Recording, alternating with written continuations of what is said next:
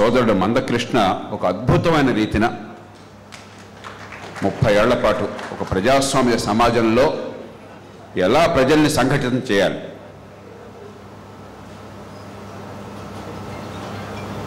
Doctor Ambedkar చెప్పినట్లుగా educate, organise, agitate 3 ఆచరణలో అద్భుతంగా చూపెట్టారు. ఎక్కడ అదుపు తప్పలేదు, ఎక్కడ ద్వేషాన్ని పెంచలేదు, ఎక్కడ హింసకి పాల్పడలేదు. ఒక ప్రజాస్వామ్యంలో మార్పునట్టు సాధించాలని దానికి ఒక గొప్ప తార్కాణం మందకృష్ణ నాతో అన్న మాటలు నాకు ఎప్పటికీ గుర్తున్నాయి. దాన్ని రాగానే గుర్తు చేశాను. 20-25 ఏళ్ల క్రితం, ఎప్పుడు సంవత్సరం గుర్తులేదు, 20 ఏళ్ళు దాటిపోయింది. అన్న, అగ్రవర్గాల్లో డబ్బున్న వాళ్ళకి పేదలకి మధ్య పోరాటం అయితే నా పక్షం ఎప్పుడు కూడా పేదల పక్షం. అగ్రవర్గాలు బలహీన వర్గాలు అయితే నాది ఎప్పుడు కూడా బలహీన వర్గాల పక్షం. బలహీన వర్గాలు దళితుల మధ్య అయితే దళితుల పక్షం. దళితులు అణగారిన వర్గాలు కాస్త మెరుగైన వర్గాలు అయితే అణగారిన వర్గాల పక్షం అని చాలా స్పష్టంగా చెప్పారు. నా గుండె వెంటనే కరిగిపోయింది. దాన్ని మనస వాచా కర్మణ ఆచరించినటువంటి మనిషి సోదరుడు మందకృష్ణ. మీ అందరి తరపున, నా తరపున మా సోదరుడికి మనస్పూర్వకంగా గుండె లోతుల్లోంచి అభినందనలు తెలియజేస్తున్నాను. ఓ గొప్ప ఉద్యమాన్ని ఆదర్శవంతంగా నడిపారు.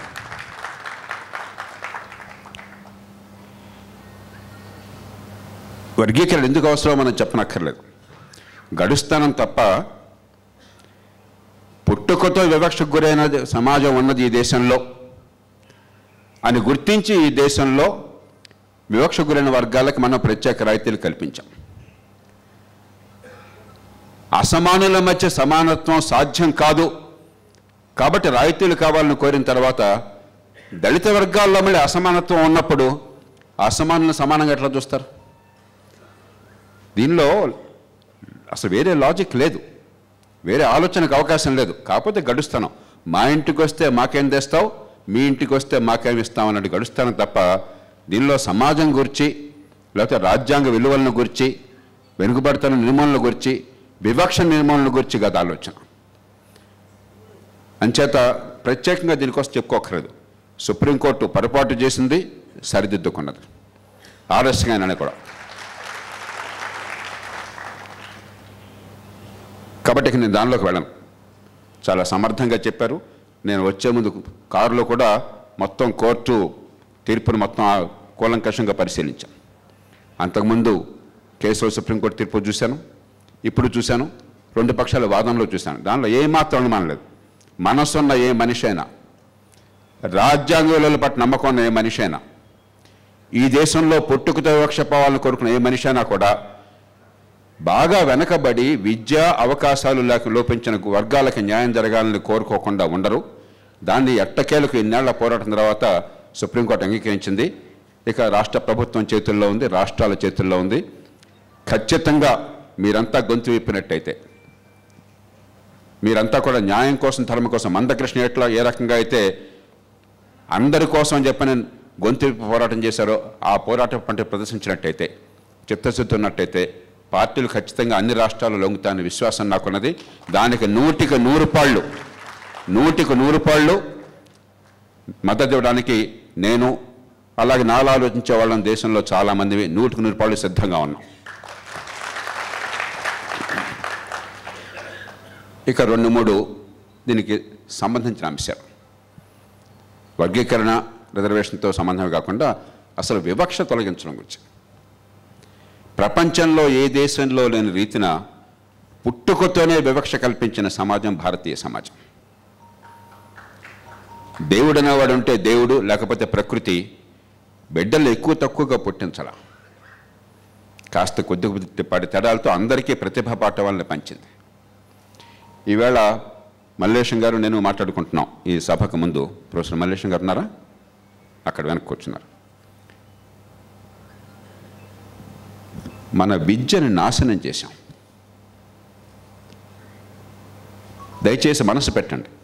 ఇక్కడ ఉద్యోగులు కూర్చున్నారు, మీరు ఉద్యోగాల్లో ఉన్నారు కాబట్టి మీ పిల్లలకు సహజంగానే మంచి విద్య అందించే ప్రయత్నం మీరు చేస్తారు. ప్రతి తండ్రికి ప్రతి తల్లికి ఆ బాధ్యత ఉన్నది. కానీ ఈ దేశంలో కేవలం ఏ తల్లి గర్భాన పుట్టానన్న కారణంగా దళిత వర్గాలు బీద వర్గాల్లో కనీస ప్రమాణాల విద్య లేక చిన్నతనంలోనే పూర్తిగా మేధస్సు అడుగంటిపోతుంది. తర్వాత పోటీ పడే అవకాశం కూడా రావటం లేదు. అందరూ ప్రభుత్వోద్యోగాల్లో చేరలేరు. అందరికీ అవకాశం అనేది ఇందాక చెప్పారు, మన ఈశ్వర్ చెప్పారు, ఎంత పోటీలో తట్టుకుని ఎవరో వస్తారు, 100కి ఒకళ్ళు వస్తారు. మిగతా 99 మంది సంగతి ఏమిటి? ఈ వర్గాల్లోనే పాఠశాల విద్య అందకపోతే మంచి ప్రమాణాలతో ప్రకృతి ఇచ్చిన తెలివితేటలు బయటపడకపోతే లక్షలు ఖర్చు పెడితేనే పర్వాలేదని విద్య వచ్చి ప్రభుత్వ పాఠశాలలోనో కాస్త తక్కువ స్థాయిలో ప్రైవేట్ స్కూళ్ళకు వెళ్ళినట్టయితే బీద వర్గాలు పిల్లలకి తెలివున్నా చదువు అందకపోయినట్టయితే ఏమవుతుంది ఆ సమాజం? వాళ్ళ భవిష్యత్ సంగతి ఏంటి? మైరన్ వేనర్ అని చెప్పని ఒక సుప్రసిద్ధ సాంఘిక శాస్త్రవేత్త, సోషియాలజిస్ట్ అండ్ పొలిటికల్ సైంటిస్ట్, MITలో చేశాడు. ఆయన చనిపోయాడు కొన్నేళ్ల క్రితం. నేను అప్పుడు చనిపోయినప్పుడు నేను అక్కడే ఉన్నాను. ఆయన ఒక ప్రామాణికమైన పుస్తకం రాశాడు. ఎందుకని భారతదేశంలో పేదల పిల్లలకి మంచి విద్య అందించటం లేదు, ఎందుకు అందటం లేదు అని చెప్పండి. దానికి సూత్రీకరణ చేసింది కృష్ణ సైకాలజీ ఆఫ్ క్యాస్ట్ అన్నాడు.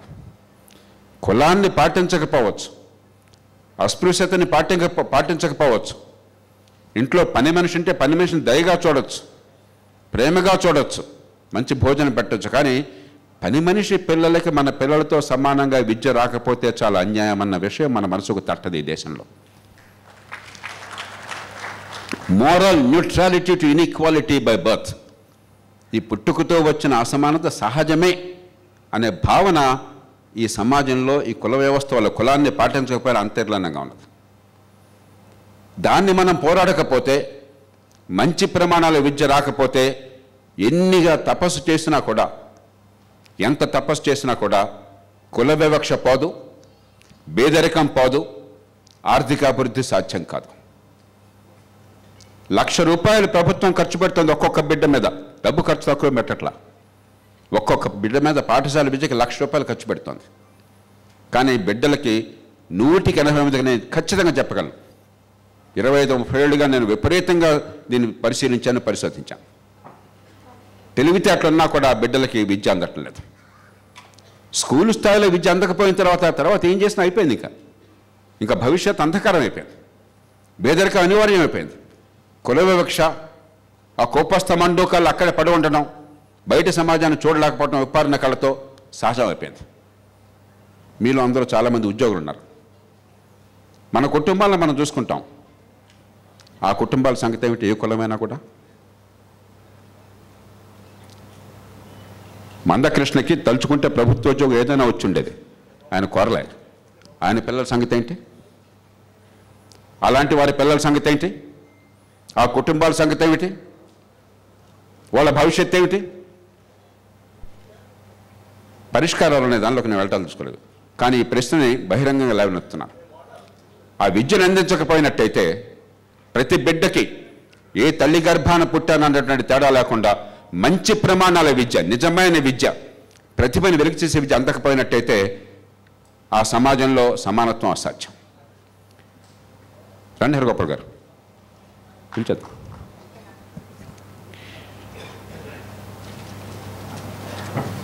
నేను ఎప్పుడు చెప్తుంటాను, నాకు దేవుడు ఉన్నాడో తెలియదు. దేవుడికి నాకు సంబంధం లేదు. దేవుడి విషయం నా విధానం ఏంటంటే మ్యూచువల్ నాన్ ఇంటర్ఫియరెన్స్. దేవుడు నన్ను గురించి పట్టించుకోకపోతే నేను కూడా ఆయన గురించి పట్టించుకోలేని. కానీ పాపం ఉందని నమ్ముతున్నాను నేను. అన్నిటికంటే భయంకరమైన పాపం అన్ఫుల్ఫిల్డ్ పొటెన్షియల్. ఆ బిడ్డకి ప్రకృతి ఇచ్చిన ప్రతిభా పాఠ వాళ్ళు వికసించే ఏర్పాటుని సమాజం చేయకపోతే మనమందరం పాపం చేస్తామని నమ్ముతున్నాను. ఇక రెండో అంశం, రెండో పెద్ద పాపం. చాలా కాలం మందకృష్ణ పోరాడింది. ఆయన ఈ వర్గీకరణ కోసం పోరాడుతూనే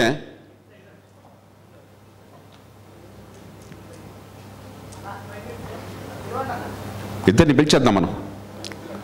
ప్రొఫెసర్ కోదండరామ్ గారిని, ప్రొఫెసర్ హరిగోపాల్ గారిని పిలిచేద్దాం.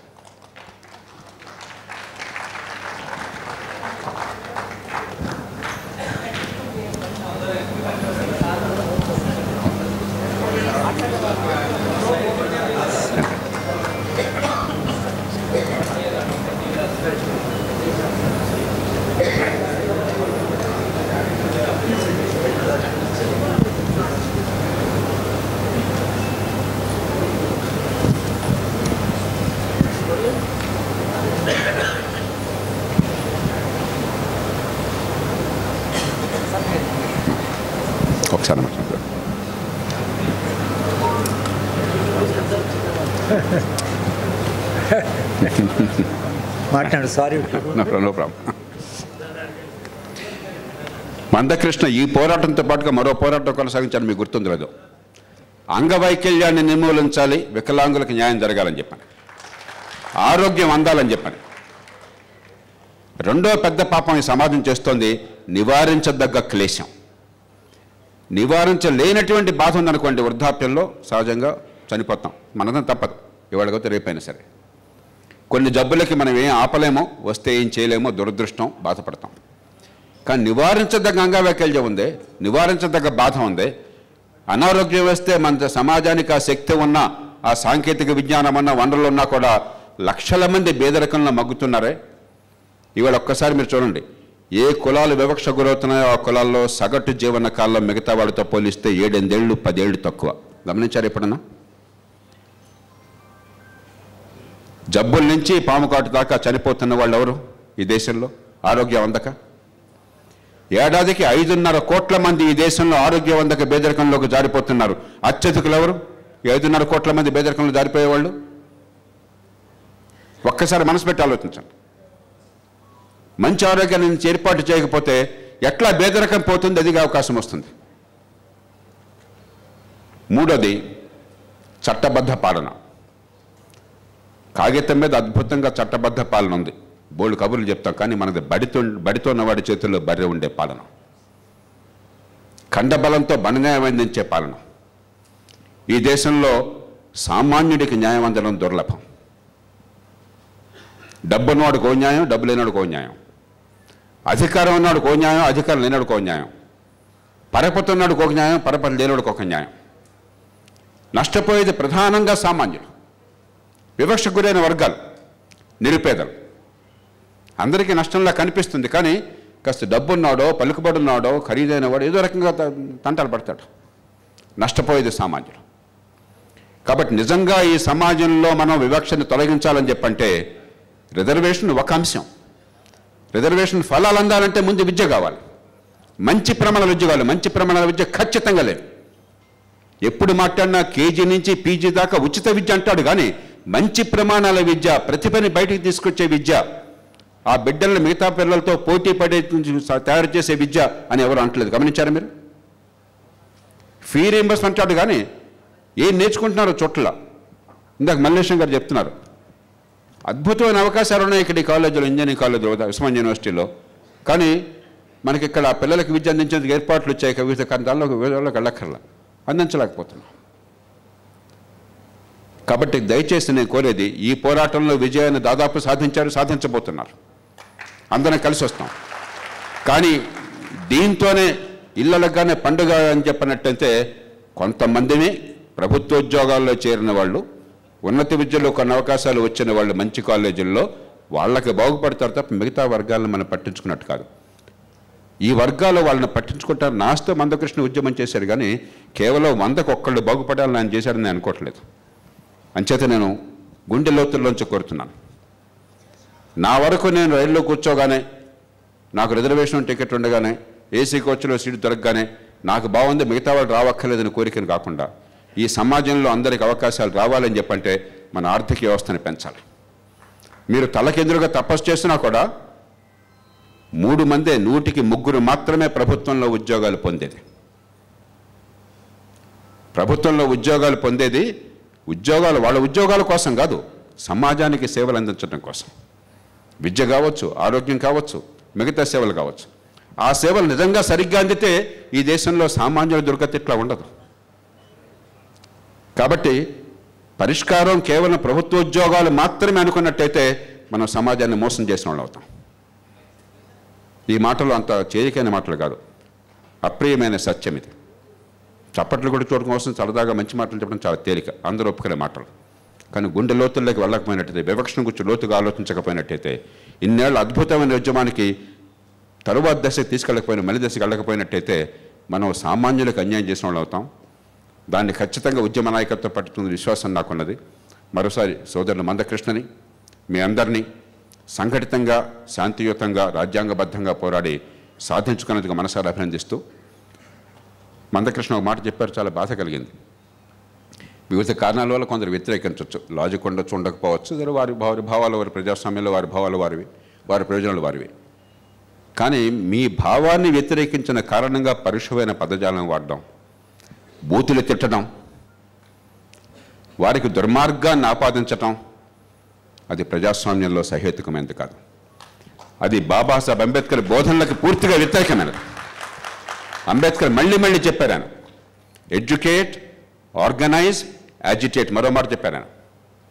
స్వతంత్రం వచ్చాక, ఓటు వచ్చాక, స్వేచ్ఛ వచ్చాక మనం పాతకాలం పద్ధతులతో ఆటంక కలిగించి హింసకు పాల్పడి బూతులు తిట్టేటువంటి ఉద్యమాలు కాదు, శాంతియుతమైన, ప్రజాస్వామ్యబద్ధమైన, నాగరికమైన, పరస్పర గౌరవంతో కూడిన ఉద్యమాలు కావాలని చెప్పని. నిజంగా అంబేద్కర్ని నమ్మినట్లయితే, అంబేద్కర్ వాదం అర్థమైనట్లయితే మీ భావాలను మీరు ఏ వర్గమైనా సరే రాజ్యాంగబద్ధంగా, శాంతియుతంగా, పరస్పర గౌరవంతో ప్రకటించండి. కానీ నాకు ఇష్టం లేదు కాబట్టి ఈ క్లాసిఫికేషన్, వర్గీకరణ, ఇష్టం వచ్చిన బూతులు మాట్లాడతాను, వాళ్ళని రకరకాలుగా వాళ్ళని అప్రతిష్ట పాలు చేస్తాను, అవమానం చేస్తానని చెప్పన్నది అంబేద్కర్కి అవమానం, రాజ్యాంగానికి అవమానం. అది గుర్తిస్తారని ఆశిస్తూ మరోసారి మనసారి అభినందనలు తెలియజేస్తూ మద్దతు ప్రకటిస్తూ మన్నించాలి. మళ్ళీ నేను ఊరెళ్లాల్సింది. ప్రత్యేకంగా ఇందాక వారు అధ్యక్షులు వారు చెప్పినట్టుగా దీనికోసం వచ్చాను, నేను తప్పనిసరిగా రావాలి, సోదరుడు కృష్ణకు అభినందించాలని చెప్పని. సభా మర్యాద కాకపోయినా వెళ్ళిపోవడానికి అనుమతిస్తారని ఆశిస్తూ మీ అందరికీ నమస్కరిస్తూ సెలవు తీసుకుంటున్నాను. జై హింద్.